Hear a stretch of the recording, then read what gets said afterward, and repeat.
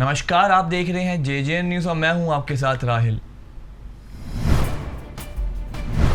उत्तराखंड के नैनीताल जिले के रामनगर PNGP महाविद्यालय में पिछले 5 सालों में छात्र छात्राओं की संख्या लगातार घट रही है। आपको बता दें, साल 2020-21 में इस महाविद्यालय में कुल संख्या 1951 और छात्राओं की संख्या 3088 थी। इस प्रकार कुल 5079 छात्र छात्राएं पढ़ रहे थे।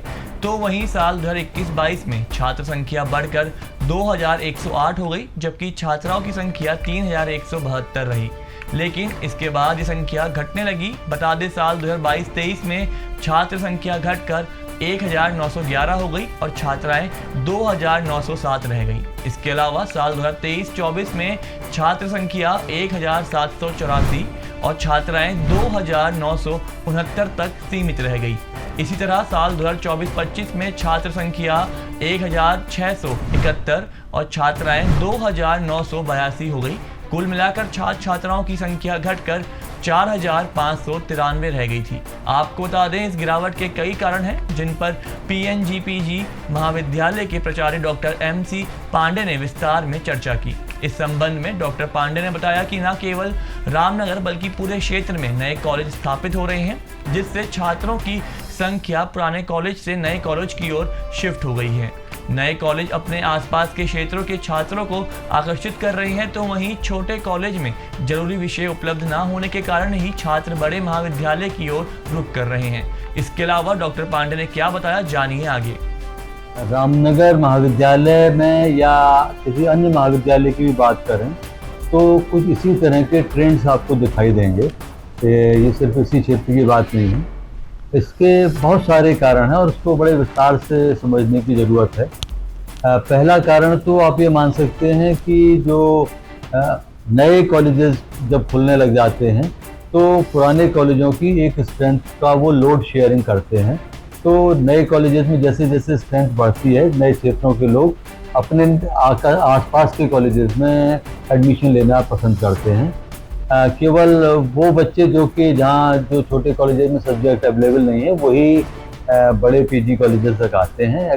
इसके अलावा भी अगर आप देखें तो जो एडमिशन में कमी आई है उसके कुछ कारण ये भी हमें दिखते हैं कि कुछ लोग जो कन्वेंशनल एजुकेशन है इससे थोड़ा सा दूर हो रहे हैं और वो या तो टेक्निकल एजुकेशन में और या फिर सीधे एम्प्लॉयमेंट में जाने के इच्छुक दिखाई देते हैं। तो इसका ज़्यादा असर बॉयज़ पे पड़ा है, क्योंकि बॉयज़ अपने फैमिली का क्योंकि ज़्यादा फाइनेंशियल हेल्प करने के इच्छुक होते हैं, तो वो इंटर करने के बाद कहीं ना कहीं जॉब की तलाश में निकल जाते हैं। तो इसकी वजह से बॉयज़ में ये कमी बहुत तेज़ी से हुई है गर्ल्स के मुकाबले। और इसीलिए आप देखेंगे कि इन कॉलेजेस में जो गर्ल्स और बॉयज़ का रेशियो था वो भी लगातार बदल रहा है। क्योंकि पहले जैसे रामनगर कॉलेज का ही लें तो अगर 100 स्टूडेंट्स बॉयज़ थे तो 155 गर्ल्स हुआ करती थी 5 साल पहले, और अब ये नंबर बढ़कर के 175 पहुंच गया। यानी कि 100 अगर बॉयज़ हैं तो 175 लड़कियां होंगी। तो इस तरह से रेशियो में चेंजेस इसलिए आए हैं कि बॉयज़ का ड्रॉप आउट ज़्यादा हुआ है और गर्ल्स का उसके मुकाबले कम हुआ है। तो ये कुछ चीज़ें, ये कुछ ऐसी चीज़ें हैं जिनकी वजह से हम कह सकते हैं। और अगर हम ओवरऑल देखें, देखिए हम जो अभी जो बात कर पाए, हमने बात करी है कि गवर्नमेंट कॉलेज की बात, लेकिन अगर हायर एजुकेशन की बात करें तो हायर एजुकेशन से बच्चे विमुख नहीं हैं।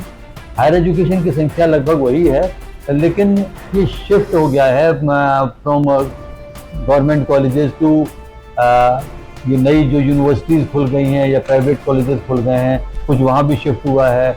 कुछ टेक्निकल एजुकेशन के जो नए सेंटर्स खुले हैं उसमें भी शिफ्ट हुआ है।